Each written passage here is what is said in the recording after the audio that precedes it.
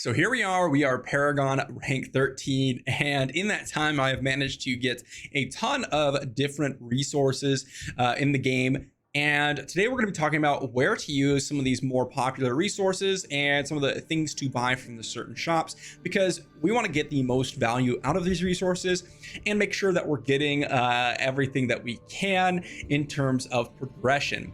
That being said, let's jump into some of the more popular resources and where to use them.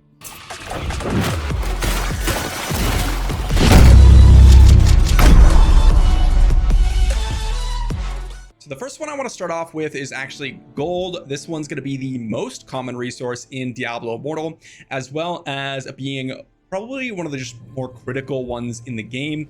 Now, in general, there's a lot of different things that you can actually use this resource for. That's kind of miscellaneous stuff, but the main two uses are going to be the blacksmith here.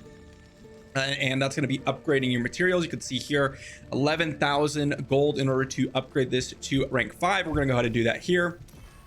Boom, got up to rank 5. You can see it's at 14,000 here. And honestly, this is very little gold usage. You can see here I'm at 1.4 million, and I can only upgrade these pieces like 3 more times, and I'm still gonna have about 1.4 million gold. So there's another way we can actually use this gold.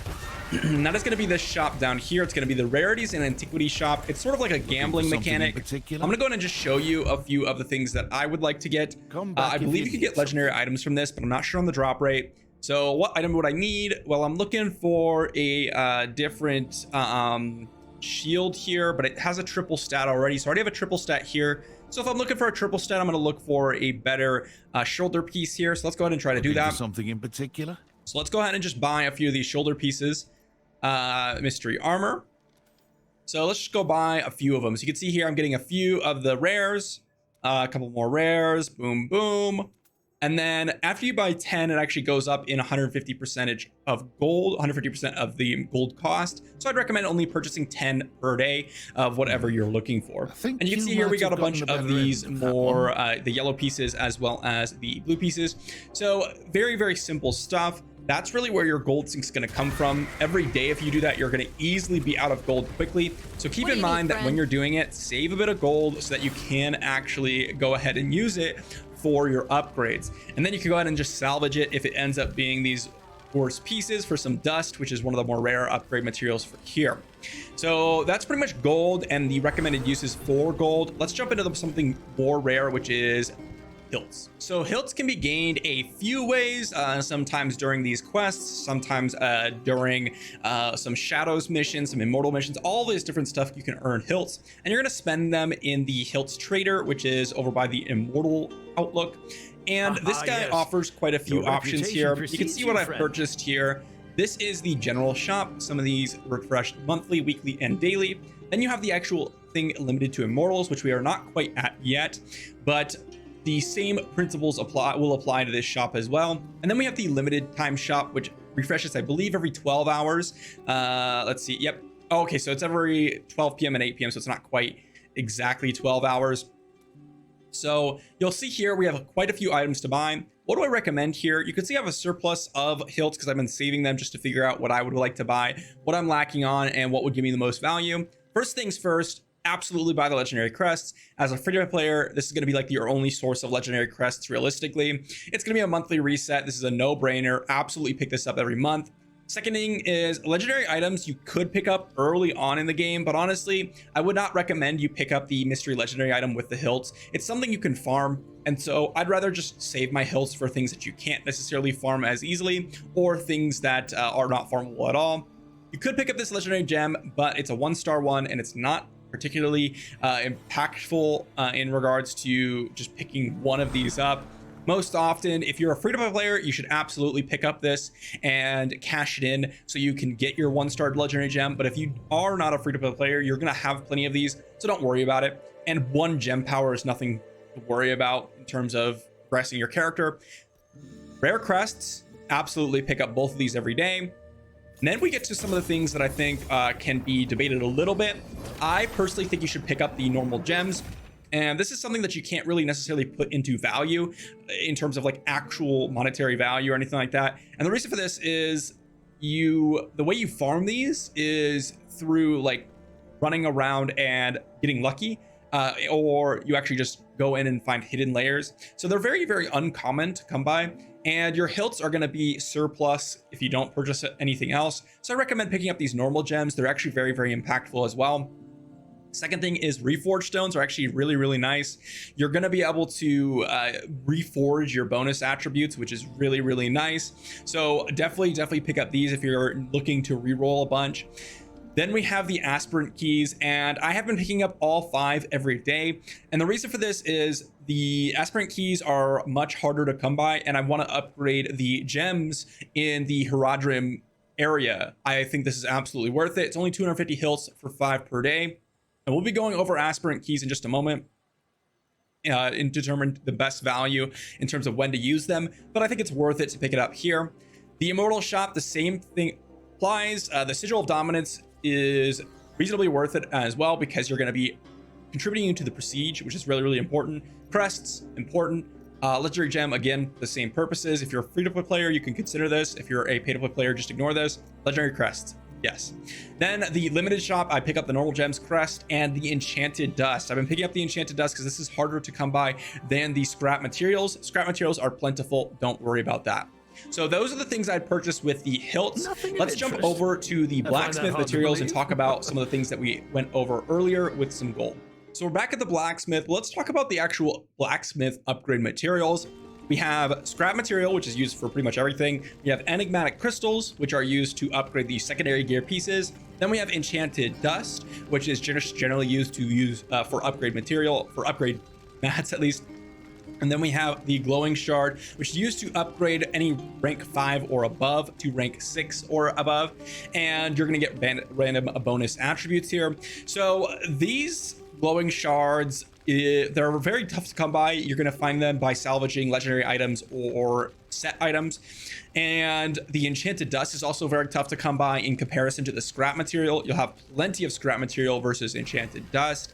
And then the enigmatic crystals are only from challenge rifts as far as I've seen and know. So that is tough to beat and tough to obtain. So overall, you're gonna just want to spend these on upgrading. But one thing I want to mention is there's this smithing trader over here, and this is where you could kind of spend on things that you may or may not actually look for. So the two things that I would mention is enigmatic crystals and enchanted dust. 4,000 scrap material for 1 enigmatic crystal is an insane exchange rate, and absolutely I would not recommend doing this at all. 2 enigmatic crystals is very, very poor. Maybe later on we will reconsider this if we just have an absolute massive absurd amount, but I would not recommend doing this. The enchanted dust is something that I would consider, but I personally have not done it, and that's why you see this surplus of scrap material over enchanted dust. And the reason for this is I believe that later on we will regret it, and we're going to want that scrap material. You can already see here that I am gaining quite a bit of enchanted dust over scrap material from previous. It's kind of balancing itself out based on what content I'm doing. Now this could change, but if you want to go ahead and exchange your scrap material for enchanted dust, I don't think it's going to be that big of a deal. I think you're going to be fine. But just keep in mind that I prefer to just not exchange anything. Again, this is not something that I could really figure out in terms of monetary value or anything like that, because there's no cost associated with this. It's more of just continuous grinding. So keep that in mind. The glowing shards, you're going to want to spend them. There isn't really much else to use them for. Goodbye. So that is that. Next up, let's talk about crests. So we're at the Elder Rift, and legendary and rare crests are very, very simple to go ahead and talk about. You're going to want to use them whenever you get a chance. If you're pay to play, you're going to prefer to use them in groups. And the reason for this is you want to reach this bonus weekly limit. Now you're going to reach this very easily if you tend to spend a decent amount, like $5-10 a month on the, let's just say you're buying the battle pass every month. You should be completely fine in terms of reaching the bonus weekly limit. Now, with that being said, if you're free to play and you do not have a ton of spending friends, you will want to save your crests week by week. And the reason for this is if you've reached this bonus weekly limit, which you only get by actually using crests versus the weekly limit, which is just doing Elder Rifts, you don't want to go over the cap and the next week not be able to reach the cap because you've used all your crests up. So that's one thing to mention, and very simple to mention. Next up is the aspirant keys over here in the Ibn Fad Sanctum. Now, I can't show you this because I made this mistake, but in this dungeon, you're going to be using these keys to open chests for upgrade materials for the gems in this sanctum. However, at the end of the sanctum, if you have enough keys to open every chest, you can open a bonus chest at the end. In order to open every chest, you need 337 keys. Yesterday, I used 270 and I didn't realize that there was a bonus chest. And at the end, I was completely sad because I couldn't get the bonus chest. So keep that in mind. Use your keys in batches of 337. That is the exact amount from what others have told me. And use them in the Ibn Fad Sanctum when you actually get that chance, because you're going to get the bonus chest. So that is that for the aspirant keys. Let's talk about another premium currency, which is platinum. So platinum here is mainly used for two things. For one, it is a very rare resource, but specifically, you're going to be using it for the marketplace. That is going to be the main use. You're going to be buying your gems, your legendary gems, and that's pretty much it. That's what's sold on the market. So if you're a free-to-play player, you're going to want to look for some of these more rare legendary gems, or just pick up the one-star ones. You can see here, let's just go and check out one that's going to be very popular, Everlasting Torment here. 1500 platinum, you can pick up a Everlasting Torment. This is going to take you 3-4 days to pick this up. As a free-to-play player, you're going to get about 600 per day, I believe, and that is just going to be picking up a 1-star legendary gem. Now, if you're a pay-to-play player, this platinum can be used in some other ways. One other way you could actually use it for is the Ibn Fad Sanctum, using it to open some of those chests. But the other way to use it, and this is arguably more important once you get to this stage, is actually Echo Crystals. So I have one here in my inventory. This is used to upgrade normal gems, which are these ones right here, to above rank 5. So I have like rank 3 ones right now. Let me see if I can see. Oh, I have a rank 4 one. So I have a rank 4 one. If I get this to rank 5 and then I want to go ahead and increase it to rank 6, I'll need a Echo Crystal, and that is what you use platinum for. So those are the two main ways to use platinum, and there isn't really any specific best way to use it. If you're using the marketplace, be wary. The first couple of weeks, the economy is going to be all out of sorts. All sorts of supply is wanted, or demand is wanted, and the supply is not there. So you're going to be paying a premium for the first couple of weeks. So I would wait a few days before you go ahead and at least try the market. That being said, let's jump over to runes in the Elder Rifts and what to do with them. So this one's kind of a combo one in Fading Embers and runes in the same shop. When you do rare crests, you can actually get these runes from the Elder Rifts, and Fading Ember is spent on file runes, which you can use to craft legendary gems, and I'll jump over that in just a moment. There's the magic runes, which you could use to turn into ATI runes, and then there's going to be these more, I guess, rare runes that you could use to turn into ATI runes as well at a higher conversion rate. Now we're going to head over to the legendary gem crafter here, the jeweler, to go ahead and show you what exactly you can actually use these runes for, because they're actually extremely important, especially for free-to-play players, because it's going to be another very nice way to actually earn legendary gems completely free. So here's the crafting menu. You could actually craft 2 and 1-star gems just completely straight up. Okay, if I want to get a Pain of Subjugation here, it's going to cost 7 ATI runes and 2 of the Lux runes. And each one of these, the 2 stars are going to take the blue runes as well as the ATI runes, and the 1 star is going to take the common ones as well as the ATI runes as well. Now, some of these gems can be very solid, like Lightning Core, or if you're running a Necro, you could do Follow's Burden. All these stuff are worth considering, but I actually would recommend with your Fading Ember to purchase the Fall runes, because that's pretty much the only thing you can use it for, and then craft the random legendary gem. Now, for the other runes, I would just recommend crafting the 1-star legendary gems, unless there's a 2-star that's really good for you. I would consider Lightning Core, and I would consider Follower's Burden if you're a Necromancer. Other than that, just keep purchasing the Berserker's Eye and the Everlasting Torment and try to rank them up. And these 2-star legendary gems, they actually require 4 times as many runes to craft over the 1-star, but you get 4 times as much gem power, so it's not really anything different. I would focus on the 1-stars, especially if you're a free-to-play player, because it's going to be hard to rank up the 2-stars. If you're a whale, you can kind of purchase whatever you want, because these are going to be very plentiful. And you know, if you need Berserker's Eye or whatever to upgrade your own Berserker's Eye, because you will need it for later ranks, then go ahead and do that. But as I said, focus on random legendary gem crafting, but I would do the random one, not the 2 or 1-star. Yes, they're cheaper, Like for example, the 1-star here and the 2-star is actually more expensive. So you're gonna get a random 2-star one, but I much prefer the chance of getting a 5-star one. Yes, you also have a chance to get a 1-star one, but it's gonna be, you know, that's the RNG aspect of it. But I think the 5-star potential is much, much better and more worth it than going for the guaranteed 1 or 2-star ones. I see.